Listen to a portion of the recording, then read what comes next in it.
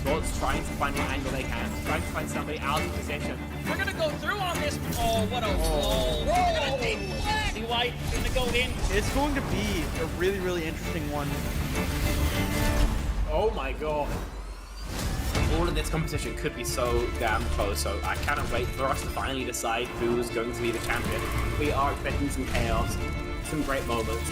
Beast Mode has killed 3. Only gonna really need that Rampage, so it's gonna clear it out. Santi gonna get themselves a big old 4K. Oh. Santi's getting rid of 3, clearing out the house.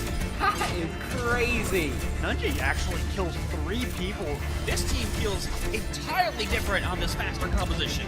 Now Saga 4 is hanging around, getting onto the high ground. Post bomb's gonna stick on the Leaky. You're not gonna be able to survive it at the end of the day. Blue manages to find a 3K. Rio shoving this Ana into a corner. Woo!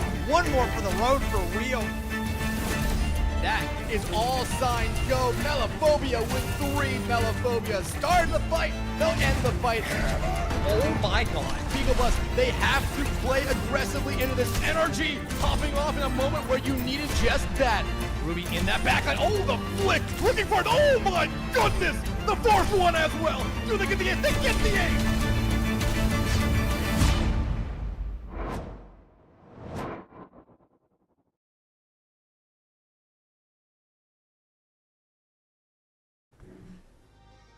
Good afternoon, everybody. Welcome back to these CGL Season 16 playoffs. We take a trip here to the open tier of our European League. It's going to be EMC Chimera versus WBZ Dream Eaters in an elimination match. Winner moves on.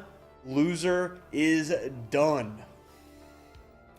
It's a lot of pressure here, Fletch, as we take a look at the bracket here. So we can see that EMC Chimera did get knocked down to this lower bracket, causing this kind of battle of the EMC teams. Chimera coming out on top there to move into the second round.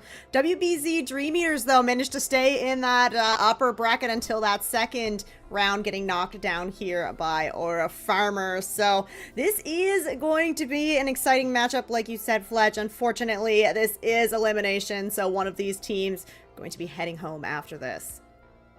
Yeah, I mean, you're right. WBZ did end up getting the better of the T4 Demons in that first round, who are also still in this this lower bracket right now, getting the win over Bliss Marauders.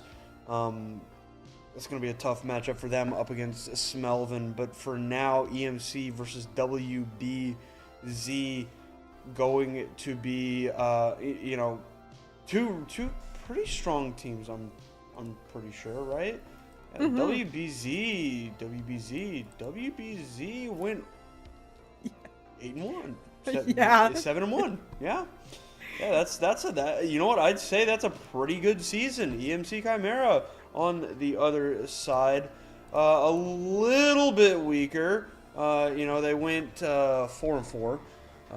Not like the peak of you know what they might have liked to see this season, but they're the ones that are still alive right now. They made it a little bit further than their opponent in the, or rather, I'm stupid, other way around. But I do think that, you know, WBZ, you know, EMC could make some noise here, is all I'm saying. That's why we play the games.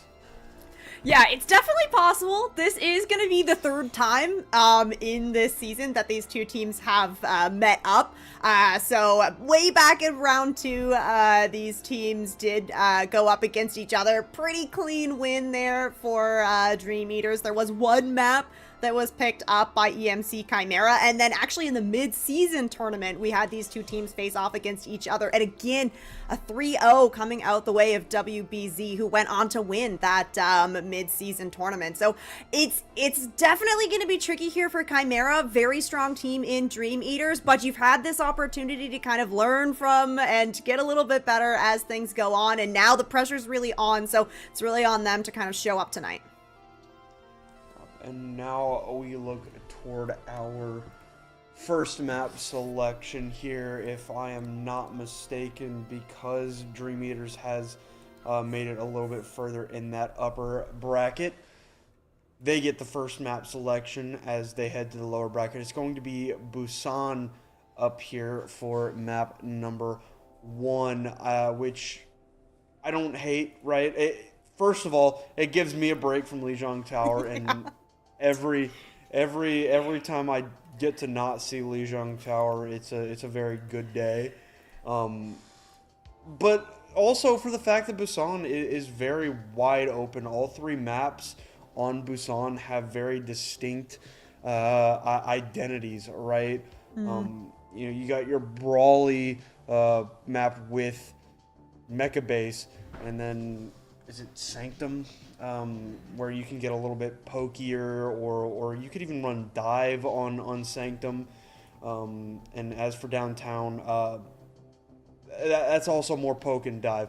So, like, this map has a lot of ways that you can play it, and unlike a map like Lijiang Tower, I think it's always fun to see the variation that we can get on Busan.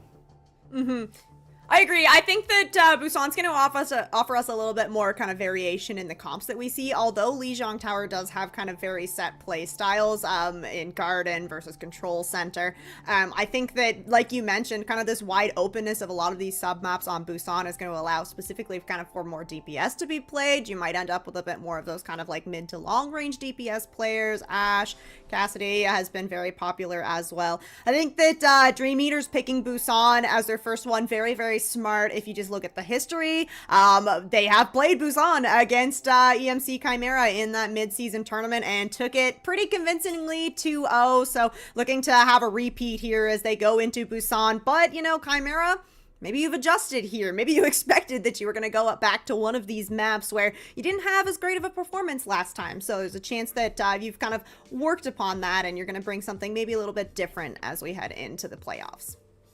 Yeah, and that's something to think about, right, is the past. Because it is exceptionally difficult to beat a team 3 times in a season, right? We see it in a whole bunch of different other competitions where the the lower seeded team finally gets to punch up because, eventually, you're going to learn. Right? Nobody in this game is stagnant or dumb, right? They're going to be able to figure out the tendencies of that opponent and, at least make it competitive as we get our first ban coming through. It's going to be Lucio, so it would appear that WBZ does not plan to run a whole lot of rush.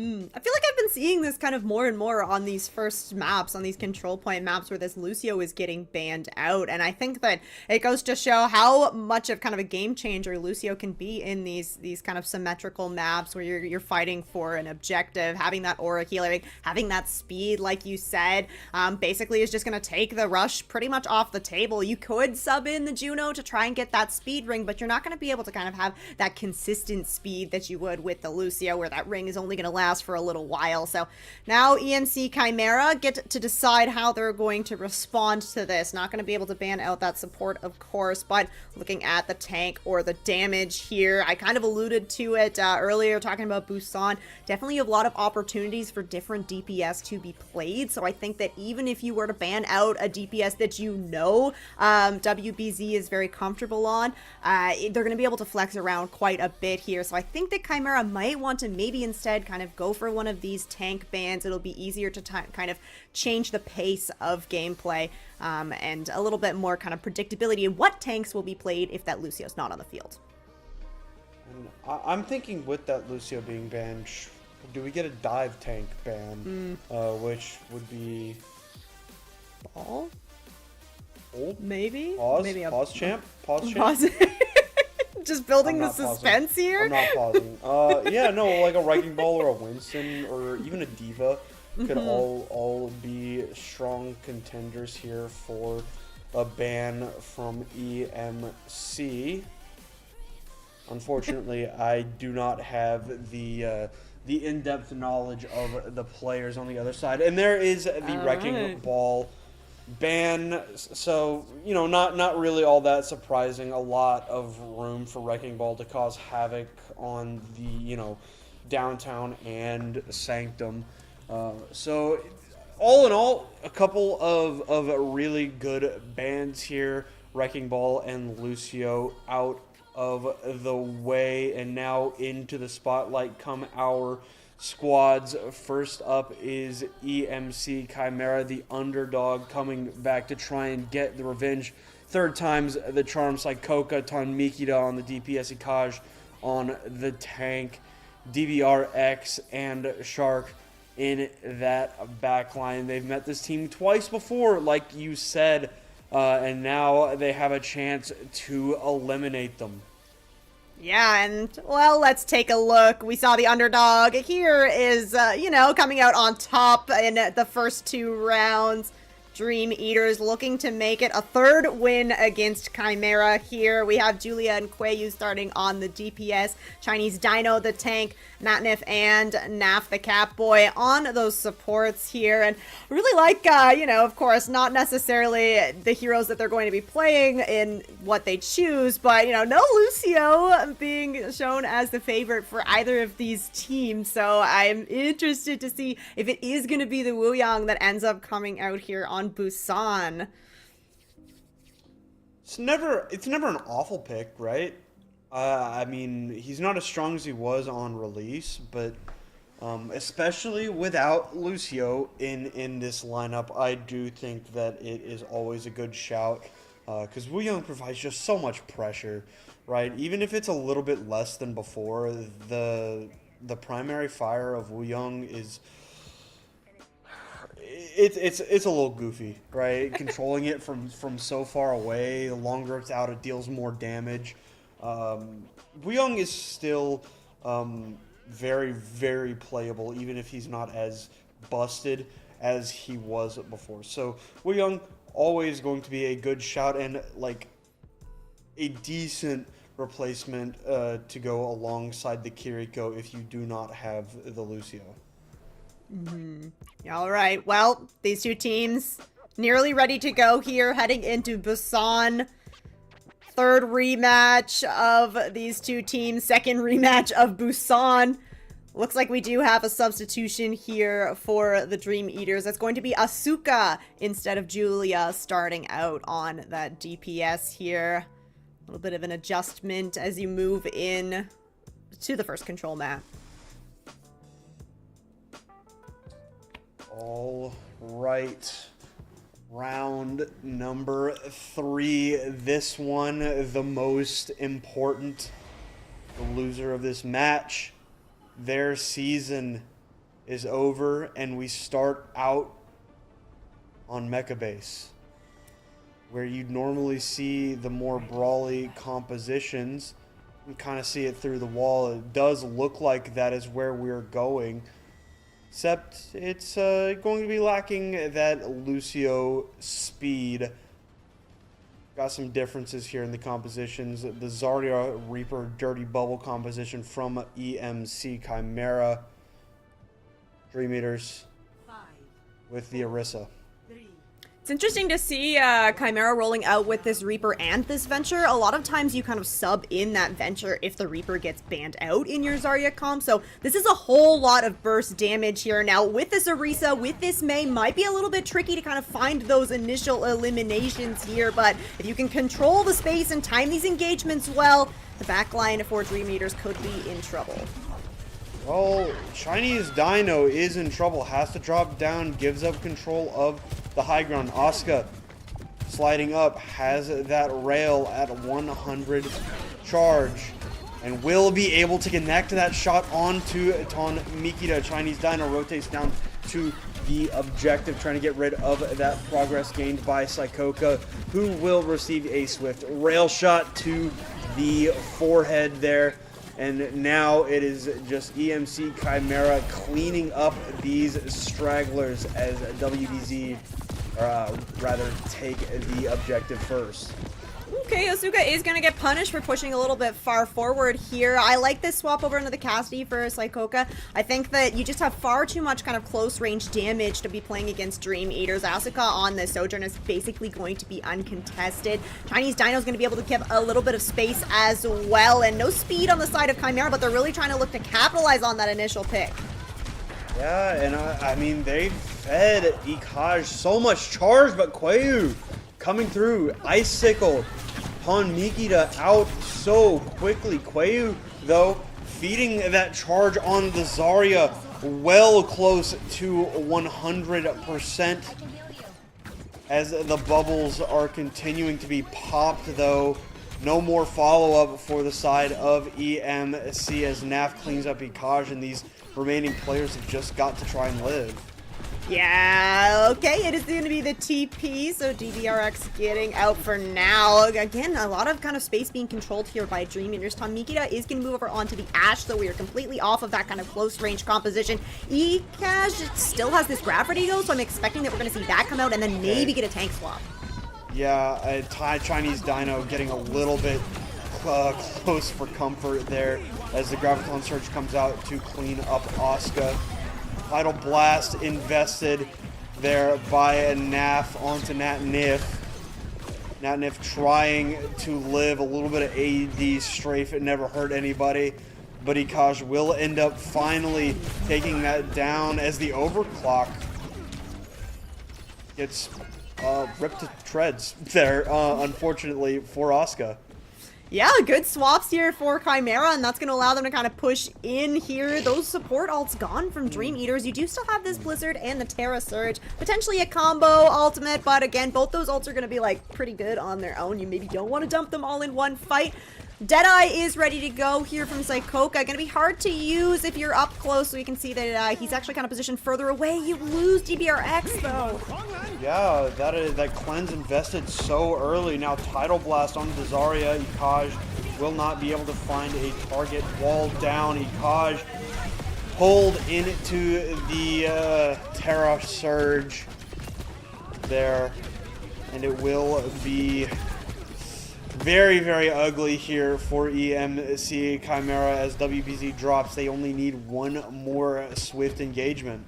And you have the Blizzard to make it happen. You're going to get a late kill onto Shark here. I mean, you do got some fancy moves there, but ultimately this means that it's going to take a very long time to get this Wuyong back into the fight as overtime already started. Yeah, Saikoka on the Tracer gets overtime going. Blizzard out to deny much of a touch. Saikoka does get back through, keeping the Wick alive, but it is all WBZ all day here on the Mecha base. Ooh, okay. I like the swaps that were coming through there for Chimera, and I have to say I do think that if they stick on that kind of composition of having the Ash and the Cassidy or some kind of mix of heroes that can do a little bit more long range on these next two sub-maps, they're going to have a better time. Quayu probably not going to stick on the Mei for the next point, but, you know, definitely is a possibility here. There's just not enough angles being controlled by Chimera to go up against that Mei and the Orisa. You really don't want to all push from that same angle when you have that Venture and the Reaper, because you're just going to end up getting split by that Mei wall so quickly. As we are going to be heading to downtown. Some significant composition changes for both of these teams. We are going to move over onto the dive. The difference maker being Asuka going to be sticking on that Sojourn, and Ton Mikita over on the Ash. We have the Tracer duel in now, as well as Quayu is going to move over to that hero. Ikaj onto this high ground, having to do a little bit of shield dancing, but not nearly enough ground under those feet to do such a thing, unfortunately. And without their tank, you can see this EMC Chimera squad much more hesitant. Well, except for Psychoko, who just, you know, receives a kunai to the skull. Natnif has been hitting so many skulls. Like, the opening pick going the way of the Kiriko for Dream Eaters a significant number of times here, and that is going to help Dream Eaters get this first percentage building here. We can see Quayo just kind of lurking, doing a really good job kind of controlling this angle. And Psychoka's just having a hard time putting pressure on him. Well, Shark coming through with an opening pick as Tomikita and Psychoka continue to roll. Tomikita with another pick as Chinese Dino jumps up, but it will be good enough for EMC here as they take over. Psychoka hearing me say that not enough pressure is being put on Quayo, immediately taking out the Tracer. It's nice to see the Tracer kind of following up on that other damage. Maybe you're not taking the 1v1s, but you are for sure getting those cleanups. The Bob ready to go here for Tonmiki is going to make it even harder for Dream Eaters to try and push in here. No ultimates ready to go for them, so they just need to try to build up. Ikaj very lucky to be alive at the moment. Bob enters the fray in a place where these players will not be able to leave this building for the moment. Pulse Bomb goes wide, unfortunately, somehow. I feel like that should have stuck, but what will stick is DBRX's kunai in the skull of Asuka there. Finally getting through, finding some footing here on this first map is EMC. Yeah, this is looking good for them. Gonna get up above that 50%. Trying to build up to those support ultimates. Now, that was a really great play from the Bob, really forcing Dream Eaters into a very small room. Not where you want to be with this dive composition, but no ultimates were used from Dream Eaters. So you're coming into this 4 ready to go, including the Kitsune Rush. Gonna have that online before DBRX here. Well, Chinese Dino's getting active, has this Primal Rage with Psychoka with the first pick. You can see DBRX doing everything in their power to escape this very angry monkey, and Tonmigita somehow finds the headshot there on to Chinese Dino through the bubble. Quayu, I believe, is that 3 picks on the objective to push WBZ back into control, back across 50%. Yeah, and this looks like Dream Eaters should be able to actually gain the lead here. This next fight going to be a little bit extended. Kitsune Rush is going to be traded out. Natnif is going to start out first, though. All right, Kitsune rushes onto this objective. Tidal Blast ready to go. Will be dropped onto the Kiri, but DBRX cannot connect with the Winston. Good for the kunai onto the Winston. However, as this fight going easily in the way of EMC. Yeah, the dueling Kitsune Rushes there, but Shark had that Tidal Blast as well, kind of helping clean things up, and that's really good for Chimera because now you're going to have your other 3 ultimates ready to go, including that Bob. We saw Tonmiki get a really nice angle with it last time, really forcing Dream Eaters into an uncomfortable position to play in. Just the Pulse Bomb from Quayu. Gonna be the first ult online here for Dream Eaters as we approach nearly overtime. Psychoka looking for the Pulse Bomb, but didn't quite get it. Pulse Bomb on to Ikaj to avoid the death. Ikaj will pop that Primal Rage and I think accidentally kills Quayu there with that leap. No Tracer in this fight for the moment. Tries to track down Natnif, but 5 HP in a dream. That will be enough here as Tonmikita continues to try and push this fight further than EMC thought that they could, but they've only got 10% left. They've got to get someone to get on this point. Yeah, looks like Psychoka is staging to try and get that first touch. Does have the Pulse Bomb as well. Needs to touch at the 97%. I think that he did get it. Yeah, overtime just triggered. Yeah, okay. We see the overclock in. Will be good for Tonmikita. And now the dominoes start to fall. WBZ Dream Eaters a little bit slow to start there on downtown, but in the end, they find the picks when it matters the most. They're going to take map number 1. Yeah, really nice stuff in that last fight. Unfortunately for EMC, WBZ just held on to a whole bunch of their ultimates. They are forced to take this overtime fight against Kitsune Rush and a Pulse Bomb and just everything. So a really nice 2-0 there for Dream Eaters, but definitely felt like Chimera kind of getting an understanding of how to play against Dream Eaters. I like the swaps that were coming in from them, and the composition that they led with on downtown definitely did work out well for them. It just ended up being that a couple of fights not going their way and the timing not so great that you get into that overtime and you just have nothing left in the tank. Yeah, I mean, that was much more competitive than the first submap, right? I feel like if that is any indication of, you know, what we're going to be seeing throughout the rest of this series, I feel like EMC, unless of course they want to be running the rush with that Lucio, which is of course very real possibility, go somewhere where you can comfortably run a dive, right? Because they do have this next map selection for map number 2. They looked far more competitive on dive than they did on the brawlish compositions that we saw on the first submap of Mecha Base. So, you know, you're looking forward. They have a selection of everything in this map pool. I am pretty sure that Watchpoint Gibraltar is in the map pool.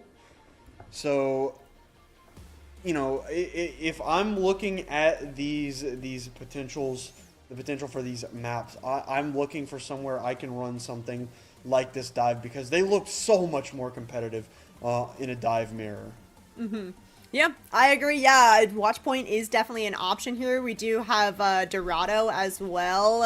You know, you have the option to kind of play that dive there. If you're not feeling the escort map, maybe you want to go to Nimbani. Don't know if I've ever heard somebody say that they specifically want to go to Nimbani, but hey, it's in there if you so please. And I like the show that, you know, Lucio is going to be back in it, and you're going to have the opportunity, if you so please, to kind of run that rush composition. And I mean, if the Lucio being banned out in the first map is what was slowing you down, well, at least you have the kind of silver lining that Dream Eaters can't ban that out again. So you're going to have to kind of pivot with these hero bans as we head into our map number 2. And Lucio's going to play a very, very important role in this second map here. It's going to be Suravasa, Flashpoint, of course. It's a big map. You need the speed to get around effectively. All the points are very well self-contained, with the exception of like maybe Market. So the rush brawl compositions are always so strong here. Of course, you know, you could run dive, you know, specifically with Wrecking Ball, if you're looking toward that, because, you know, again, it is very, very tight. You just roll through a couple of times. That's a lot of damage coming in from that Wrecking Ball. The slams can get so much value on this map. I don't like the Winston as much. I do think Diva could be a good shout. So now as we head to our or rather hero bans, get a like, what do you think the thought process is here for EMC Chimera banning out first?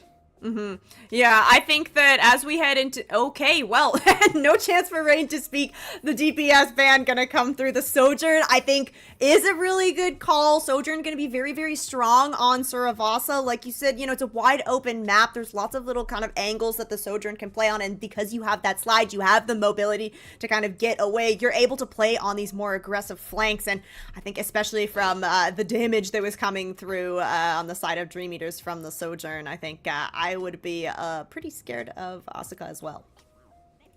Well, on the other side, WBZ going to be banning out the Orisa, which, sure, I suppose, Orisa can be pretty oppressive if you let that happen. I don't imagine that EMC were going to be running the Orisa. Of course, you know, we won't get to know that for a little while because, you know, the Orisa is going to be out of the picture. So, you know, we do have Julia coming in here. A little bit of a fake out before map number 1 now properly entering this match.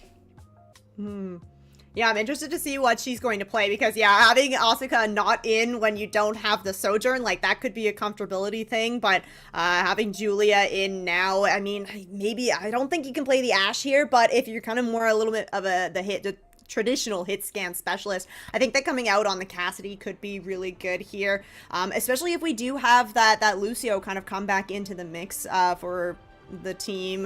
He'd be able to kind of kite that Cassidy around. And again, this is going to be about kind of angles here. I think that we saw Chimera be a lot closer in that downtown as they were playing a composition with Saikoka on this Tracer where you're kind of forced to have a bit more map control. So I think that if Chimera can kind of keep up trying to maintain some of these lanes a little bit better, I think that they'll have an easier time trying to take on Dream Eaters. You know, we got a quick look at our compositions there before Natnif died. Rest in peace, Natnif. It was kind of what I think I kind of expected at the very least. I don't know about you, Rain. EMC Chimera, Rush composition. I don't know if I was particularly expecting Junker Queen. The other 4 characters, especially without a Sojourn in the picture, very, very standard Cassidy, Tracer, Lucio, Kiriko. Very, very, very standard composition for EMC. You know, the only question mark, I think, being the Junker Queen. She's not been as oppressive lately, right? But can work if you're well timed with your team. Having 2 speed boosts and that little bit of extra overhealth, always very, very helpful. And then on the other side, we only got to look at the DPS and the tank for Dream Eaters. It was a double arrow composition, if you want to call it that, because Freya doesn't have a bow or arrows. It's a crossbow and bolts, I guess. But they were on Hanzo Freya with the Wrecking Ball, which I really don't want to think about too deeply because that sounds bad. I think the Wrecking Ball sticks around. You know, maybe the Freya, but I doubt we see both Hanzo and Freya. Maybe one or the other, but not both. No, I think that you need somebody that's going to be able to control that angle. Typically on these Flashpoint maps, you're going to have a Tracer. And I mean, we saw Quayu play the Tracer and he did a great job. So I think that maybe you either run like the Freya and the Tracer, maybe the Hanzo and the Tracer. Regardless, though, I think that this Wrecking Ball from Dino is going to be very, very disruptive for Chimera. A lot of the times I'm seeing teams start on this Junker Queen composition on these Flashpoint maps, but very rarely have I ever seen a team finish on Junker Queen. Like, it's always the swap that comes out, and I think that especially if you end up into a Wrecking Ball, there's just no real way you can play that. All right. Some, connection issues, I suppose. Having a little bit of trouble over there across the pond, are they? That EU ping, I've heard nightmares. This is why we fought for independence over here. Ping, yeah. So my ping isn't bad. Oh yeah. Because you know what? If we didn't win the war, I'd be connected to EU servers. And there'd be nothing I can do. I'm sure that's exactly how it would have went. I'm pretty sure, yeah. That's why they fought, by the way. In case anybody was wondering. The internet was really bad in 1776. I don't know if y'all know that. But it's atrocious. It wasn't very good back then, especially in America. So needed to break away and get our own, you know. Yeah. Impressive stuff. I'm glad. Thank goodness. Yes. Happy independence. As Canadians, we're still suffering up here. You don't know it, but we're still suffering. I can't imagine the pain. I can't imagine. And some of them are even connected to the French servers for some reason. Incredible, actually. Oh. And even the French don't want them. They just won't leave. No. We're still having some issues on the other side. Right now, there has been enough whining about the ping, I suppose.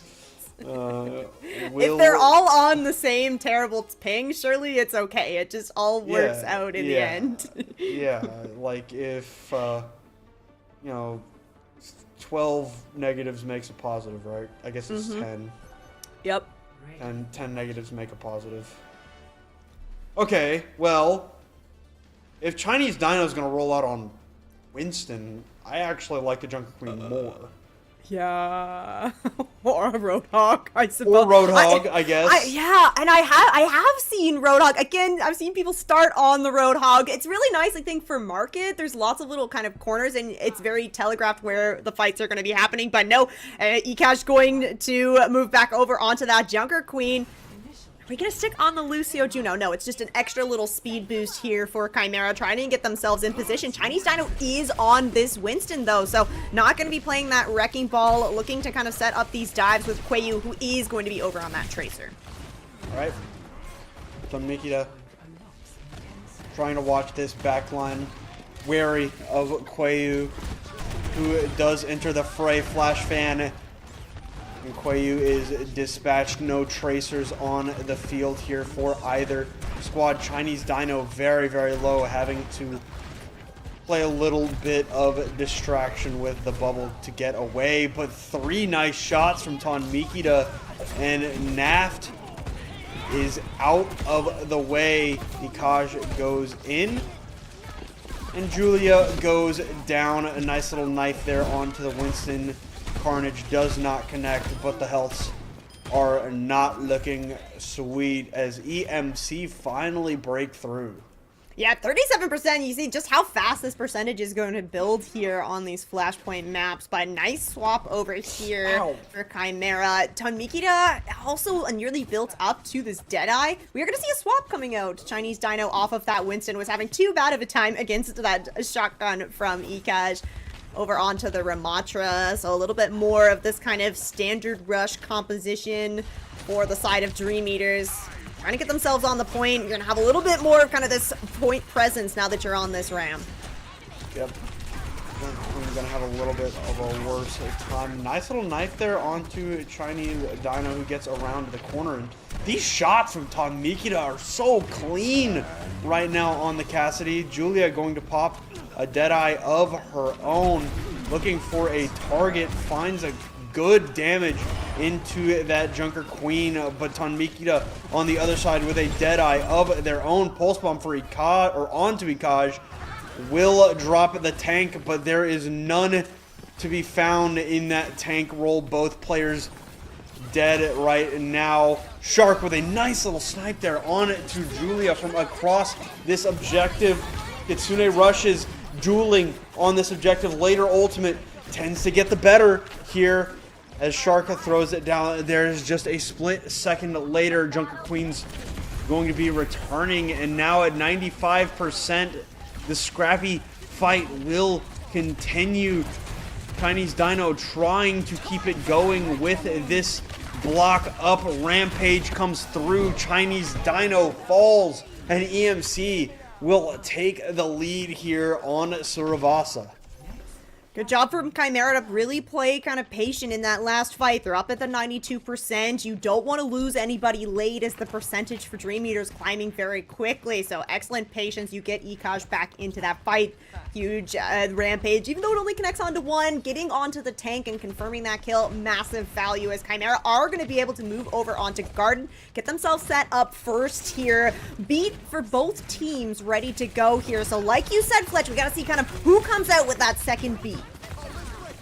All Alright, well, there is the sound barrier from NAF, sound barrier from DBRX on the other side. Psychoka did not receive the benefits of the sound barrier. Some nice shots onto Julia, who cannot escape with that mid-air dash, but Ikaj will be just as lucky as their opposition. Chinese Dino has to back around the corner, has the Nemesis form ready to go again. Ton Mikita stuck in that Ravenous Vortex, tracked down by this very same their Chinese Dino, pummels down DBRX, and Dream Eaters will be in control here. It was a long first fight for Garden, and nobody was in control that entire time, so Dream Eater's gonna finally get the first percentage. Quayu, Pulse Bomb does stick, not gonna find the limb here, but Chimera are all 5 now, ready to go, looking like they want to rotate up towards Fountain. You nearly have this Kitsune Rush ready to go, but you're walking straight into the Bola. Julia not gonna find anybody with that, but now very telegraphed where Chimera are coming from. Yep. Very lucky that DBRX is able to survive. Kitsune rush it down, and Natnip has one of their own now. This time, shoes on the other foot, later ultimate for the side of Dream Eaters, but Naf is dead here, so no speed. Able to get a good trade as Julia continues to put this down. Julia will fall, not before Ikaj goes off the map. We're gonna see Natnip with an ugly little duel there against Psychoka. And Psychoka, though, good for 3 here. And at 95%, this is going to be, I believe, EMC's flip. Yeah, their opportunity to come back into this nice late kill. Tomiki, they're gonna find that cleanup onto Quayu. Just find themselves a little bit more time here as the percentage starts building for them. One more fight for Dream Eaters. They will be able to take Garden and tie this up 1-1. You have the Bola from Julia to make this happen. Chinese Dino is also going to be building up to this Annihilation fairly soon, but first pick already through for Julia. Yeah, Dragon Blade pulled there. Psychoka good to cut down Julia, but Quayu tracks down the Cyborg Ninja there. Ikaj going to keep it going, and you know, you are already losing this fight, so you're going to be more than ecstatic to see that Annihilation invested. It will be, though, Dream Eaters flip and cap. Yeah, and looks like everybody's running towards Palace as this next point. And like you said, that Annihilation committed there. It's just going to be the Pulse Bomb.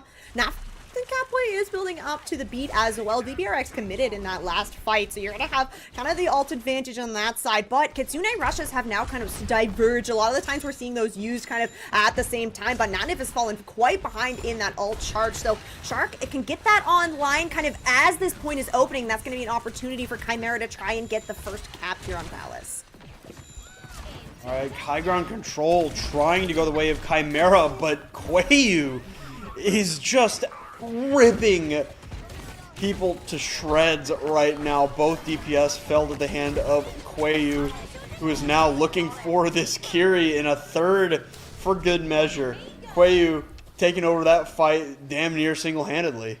Yeah, absolutely incredible on this Tracer. And if Psychoka, it's a lot of pressure on Psychoka to try and keep Quayu in check, because if you can't kind of take that duel and keep Quayu away from the rest of the squishies on your team, that's gonna be bad news. Julia, I mean, the DPS from Dream Eaters is really, really doing a great job. Yeah, Julia, good for a couple there. These Tracers going at it, and I mean, it's going to be very close to a kill. Psychoka, very lucky to be alive here. Ton Mikita needs to help, it would seem, keep these DPS in check. Gonna roll over to this back high ground. Deadeye invested here. Sound barrier to counter, as well as the Ebola shots. Rampage good for 1 and now a second. Won't find the final blow with the Rampage, but Ikaj still good for it. Needs to get close enough to get this bleed damage, but can't get there. And it will be just Dream Eaters cruising through the Palace. Yeah, that is a nice second point on the board here for Dream Eaters, putting themselves at a map point. Ekash on this Junker Queen getting some pretty good value from the Rampages, but in these kind of dry fights, having a really hard time kind of finding the value in these targets. The Kiriko and the Lucio for Dream Eaters able to kind of stay back, kite out pretty quickly. Julius never within range, and the Tracers, you know, off in Tracer land, so it's really hard to kind of find a target here for Ekash to go on. Kitsune Rush invested. Natnip assisting with blowing up this Chimera squad. So, will be a swift fight and an easy capture here for WBZ. As there's a concert, but nobody showed up. It's so sad. Nap the Catboy gonna get the cap here for Dream Eaters. An Annihilation for Dino ready to go once again. Tom Mikita is gonna make a swap over onto the Soldier 76, so gonna try to take some of these angles. Gonna have to be careful though. Julia is usually set up over there and has this Bola ready to go. There is the Bola. Annihilation as well.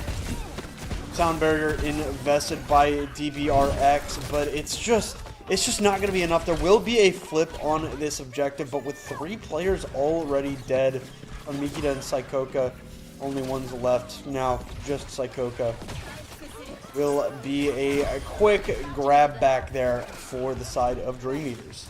Feels like everybody on this Dream Eaters team is a DPS. Nanif has found so many final blows on this Kiriko.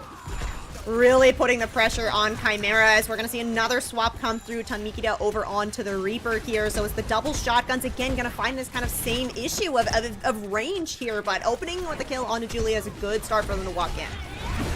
Yeah, and there is a Slash Rampage ready to go. You're looking to get this cleanse out. But Pulse Bomb onto Ton Mikita. There is the Rampage.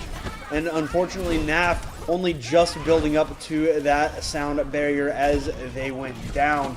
So Rampage helps to assist get through this fight, and EMC Chimera begin the long trek back to, you know, being even. Yeah, and it is looking really rough here. Dream Eaters in kind of the same position as they were on Mecha Base, or on Busan Downtown, where you have all these ultimates ready to go. You just need one fight win. Tomikita is kind of lurking here. You don't have an ult to work with, but ooh, nice pick on a Natniv. So there won't be an answer for this this Kitsune Rush. That is an excellent pick there by these players, and Kitsune Rush down. But, I mean, that is exactly what you need, a quick fight to try and push yourselves forward. Yeah, I know. We do have Quayu kind of lurking on this Tracer, looking like he might want to go for the recontest here. The rest of Dream Eaters is here. It's going to be go, go, go to get onto this point. Yeah, unfortunately, DVRX is the first casualty. Julia can't quite connect there onto... Didn't quite see who was on that high comp, but I mean, yeah, just connects onto 3 of those alt fires onto the Junker Queen, and that's just it. It's over. Map number 2 going the way of Dream Eaters, though EMC they're still making this competitive, right? It's 2-0, but like I feel like that doesn't fully, you know, talk about how close this game really has been. But man, I don't know. I do believe that there have been some pretty crucial mistakes from the side of EMC that, you know, have allowed them to not quite be able to take full advantage of, you know, how close they're making it. Yeah, and Dream Eaters are just not making as many of those mistakes. They're doing a really good job kind of punishing Chimera in these early fights, where a lot of these opening picks are going the way of Dream Eaters. But even if Chimera are finding the opening picks, we saw Nap the Catboy get picked out a couple of times kind of early on. The picks that are coming through for Chimera just aren't as impactful as the picks that are coming through for Dream Eaters. Kind of this target focus on the space being created by Dino for Julia and Quayu to just really pop off on these DPS roles. So I think that Chimera, you know, when they're playing patient and they're kind of giving the respect to Dream Eaters that's really deserved, they are able to kind of navigate these fights. But if they're taking the fights on Dream Eaters' terms, they are just not winning them. Yeah, I mean, if I'm being honest with you, as soon as Chinese Dino switched to the Ramatra, I felt like the Junker Queen should have left the field. Unfortunately, Junker Queen is strong. Rampage is one of the best ultimates in the game, but it's just so hard to get through cleanse and block at the same time, as well as sound barrier for that matter. So, I mean, that's not to say Kaj was the only problem there, because he certainly wasn't. There was a few things that EMC could clean up, but just on a structural level, all else equal, Dream Eater's composition was just better. So for now, there will be a few minutes to talk about how they're going to move forward for both of these teams as we head to a quick break. And when we come back, WBZ Dream Eaters match point on EMC Chimera's elimination. So stick around. This should be interesting.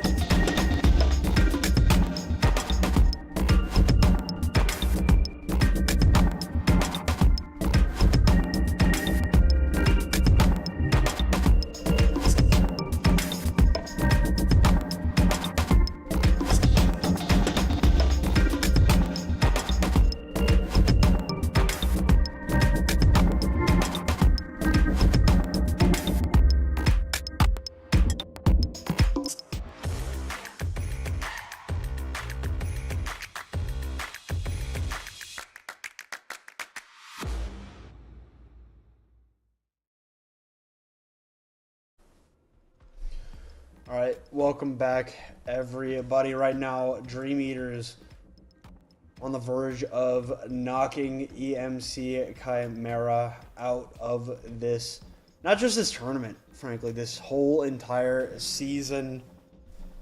It's all on the line for EMC right now after knocking off their sister team last round. Now it all rests on them. They have the map selection here for map number 3. They're going to be taking us to Esperanza. Feels like if map 3 isn't King's Row, it's a push map. This is like the pattern that has emerged as we go control, flashpoint, push, or King's Row in a little asterisk there. But yeah, coming over to Esperanza, it's always a surprise to me when I see teams that have done poorly on both control and flashpoint opting to take us to another kind of symmetrical map for their third point. But hey, EMC Chimera have something up their sleeve. They have at least the first band to work with here, but they're gonna have to make some pretty big adjustments here to try and start a reverse sweep against this team that has already defeated them twice here in Season 16. EMC, of course, getting that map selection, chose to take the first ban away in... Okay. I guess you want to take the pressure off, potentially, but I just don't see the merit of Wu Young. Or I actually, now that I think about it, this is probably a protection ban. Because I think if Dream Eaters had their way, they would probably ban Kiriko. Yep. And force the hand the other way, just like they did on map number 1. So, you know what? I can see the vision here for the side of EMC. Yeah, good call. I'm thinking this too. I'm like, we didn't see the Wu Yang get played on Suravasa, but Cassidy did get played over on that Flashpoint map. WBZ taking away the cast, been a consistent kind of source of damage here for EMC Chimera, despite, you know, making some hero swaps. Cassidy is always just such a solid pick to have, and also really, really great at shutting down the Tracer, and maybe even the Wrecking Ball if Dream Eaters want to try that here. Yeah, Psychoka did a, rather was it Ton Mikita? I might be losing my mind. It was Ton Mikita. It was Ton Mikita. Yeah, that's what I thought. It was Ton Mikita. Okay, Ton Mikita did a really good job, for the most part, on Suravasa, keeping the Tracer at bay. You know, at times some really clean shots. So, not quite too surprising as we head into map number 3. Get to see what these squads are going to be rolling out with. You mentioned this kind of as we headed into the second map, is that EMC Chimera looked good, looked best when they were on the dive composition on downtown Busan. Definitely think that is an option here as we head in to Esperanza. So far, looking like could potentially be what they're aiming for. Ekaj over on that Winston. Chinese Dino on the Wrecking Ball, again, can be so disruptive to the opposing team. But if Chimera kind of stick on this, at least everybody has a good amount of mobility to try and just stay away from this Wrecking Ball. Julia back in on the Sojourn here for Dream Eaters. Yes, these are the compositions that we will be rolling out with, pun intended. Chinese Dino and then get set up. It's all about finding these pile drives, comboing it with either Quayu on the Tracer or a charged railgun from Julia. All right, well, here we go. Slam down. Not going to connect on anybody here in this first engagement. Dive will come through.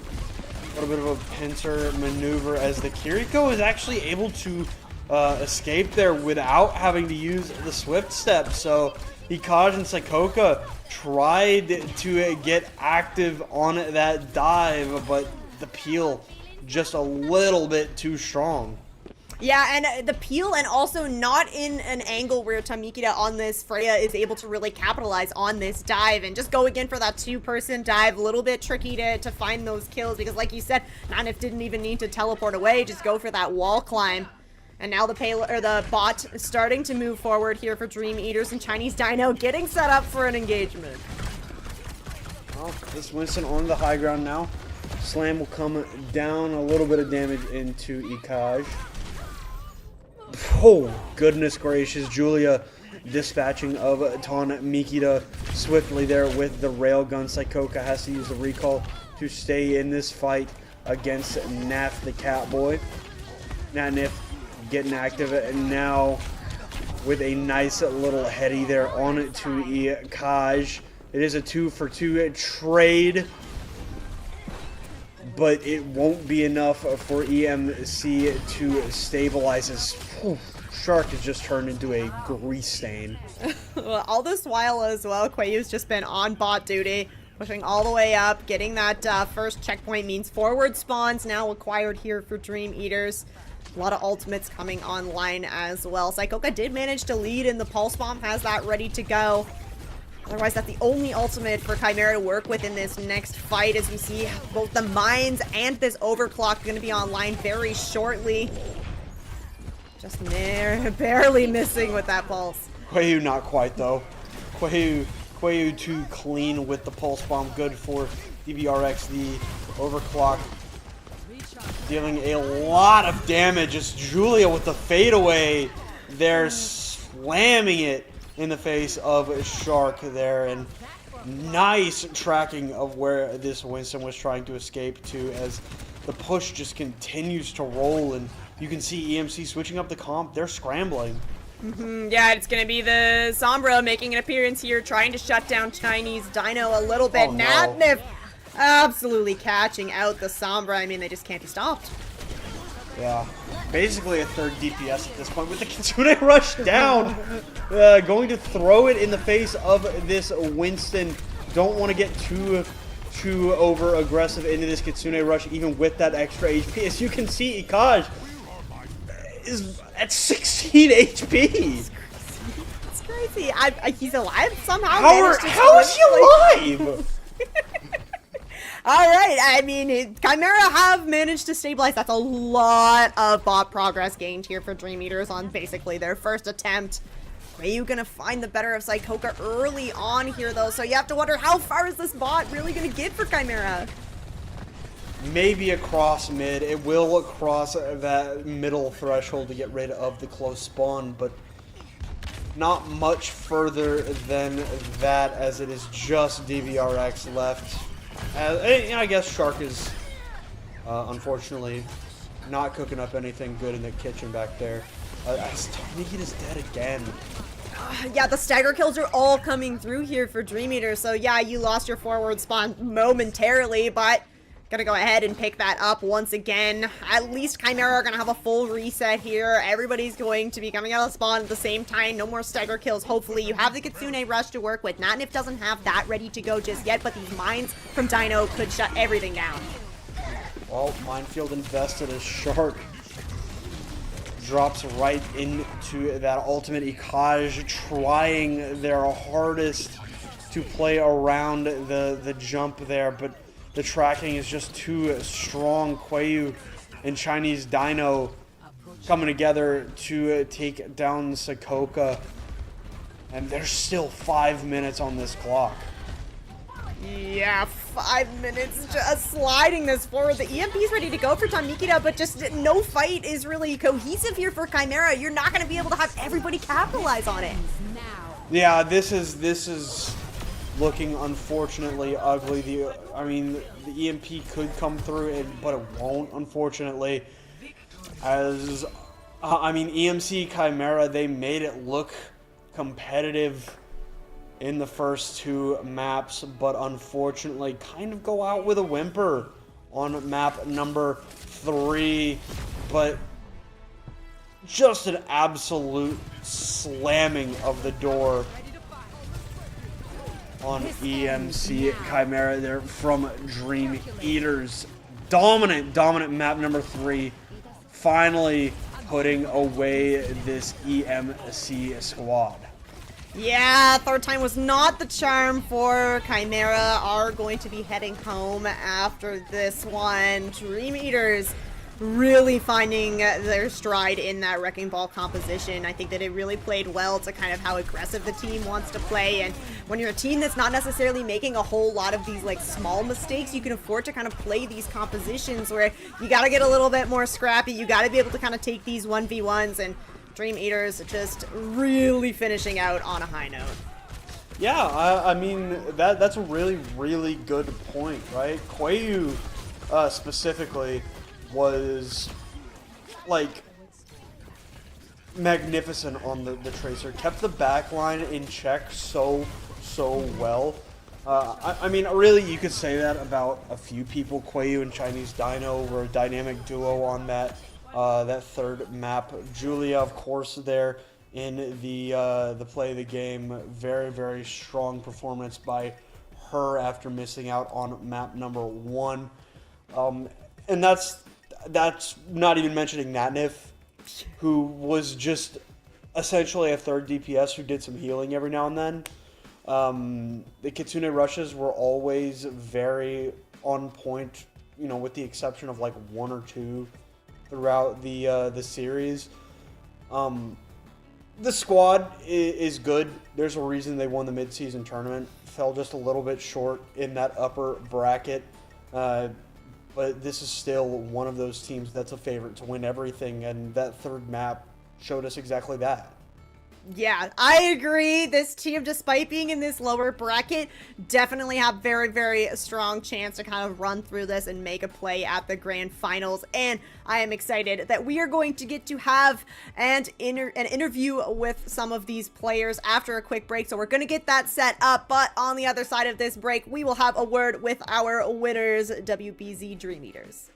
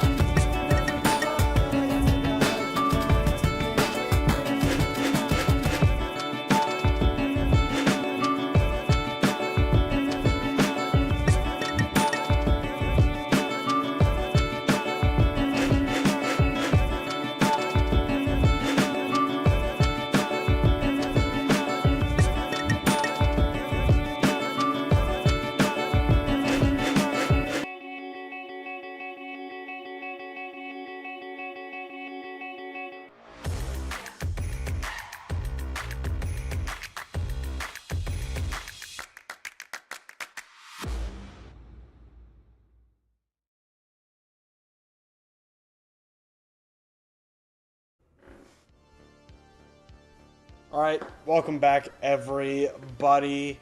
We've got Julia and Naf, the cat boy, here to walk us through this matchup here. You two, great match right now, or tonight. How are y'all feeling about how y'all played tonight? I mean, you know, I threw up first map, so I couldn't play, but after I was pretty chill. I think it was pretty chill game. Yeah, it was just chilling. Nothing too special. All right. Yeah, I mean, and this was the third time that you guys got to face off against this team. So was there anything that you did differently to try and prepare to go against EMC, or did you have a pretty good idea of what you were walking into in this one? Yeah, I think that's for you, because I didn't play against them. Yeah. I think this is actually the first time we actually did a warm-up for these guys. Okay. Other two times we didn't really, like, warm up at all. I mean, that's not really surprising. I mean, this was an elimination game, right? If something went wrong, you know, it didn't today, but you know, No. I respect the fact that you decided that the effort was worth being put in. Yeah, it was. It was. Like I'm really struggling to think right now of like anything like super impactful to ask y'all, because like y'all were pretty well in control of this whole series. So like I want to ask y'all about the other side of this lower bracket. We don't know who y'all are going to be going up against, but it's either T4 Demons or a Smelvin. If y'all had to, you know, get your pick of the litter, who would y'all be more comfortable going up against in this next round? I got a very good idea on that. That would definitely be Tier 4 Demons, because I remember coming back from work and I was drunk and I beat them on Reaper and I was laughing the whole time. So I think that team would be really funny. But Yeah. I mean, let me see. Smelvin Industries. I mean, I used to be a console player. I know some of these people still. I think either team is fine. I don't think it really matters that much. I think both teams will be pretty I chill think to play against. I think Myro, he's in the hospital right now, but he would like us probably to beat Smelvins really badly. So That's a good enough reason to hope that Smelvin wins their matchup. I Yes, think, yeah, take him down. definitely. I'm interested. So of course today we had the patch come through to bring Vendetta into the game. I'm wondering, have either of you guys had a chance to play her yet, and any kind of initial thoughts? I think Senna wants to take that. I really wanted to play Vendetta in this game, but I wasn't allowed to. The character, I mean, I only play like a little bit of a practice range, but she seems like a really niche and cool character. I think she would be pretty good, to be honest, like in her niche, which is like similar to. My prediction is like similar to like a Venture niche, but like I low-key just think she is better, to be honest. But at least from my initial, opinion, at least. Let's put it that way. Amazing, fun. Well, I mean, realistically, I mean, there's really not much more to talk about, right? A very strong performance from y'all today on Dream Eaters. So before we send y'all to go get prepared for your next matchup, whether it be T4 Demons or Smelvin Industries, is there anything that you would like to bring up that maybe we did not, or any shout-outs you might like to make? Well, yeah, let me think. I'm shouting out to the other team that I'm currently doing shit for. Like, well, it's like we're practicing for the Team Netherlands tryouts and stuff. Like, it's just like for the World Cup. That's about it. I gotta get on the World Cup team. Let's put it that way. You will. Hey, I mean, maybe you as well. You're also Dutch. Hey, gotta try. Maybe I'll have to beat Orange. Maybe that's doable in a year. We'll see. All right. Well, best of luck to that with you, Senna. But so we will send y'all on y'all's way here. Thank y'all for coming to talk to us, and we wish you all the best of luck. And you know what? Both the rest of this tournament and your tryouts. Thank you very much. And thank you for having us. Thank you. Thank you. Yep. All right, Rain. A swift conclusion to a swift series 3-0 for WBZ Dream Eaters. We'll get a quick look at our bracket. Of course, it's not updated just yet. Need to report the scores on the website, so if you're a player, remember to do that. Makes our jobs a lot easier. Just a heads up. You see down there, EMC Chimera have gone home. WBZ moves on to face the winner of T4 Demons and Smelvin Industries. Yeah, and I mean, we heard it there from Julia Naff. If you go up against T4 Demons, well, Well, Dream Eaters already beat them in that first round, so they're pretty confident. Melvin Industries could be a fun one for them to play against as well, so we will all be eagerly awaiting the conclusion of that other lower round match that's happening. Yeah, should be a lot of fun. Still some great Overwatch action to come here through the rest of this post-season. But for now, on this EU side, at the very least, that will be it for us. Thank you all for watching, and we will see y'all in the next game.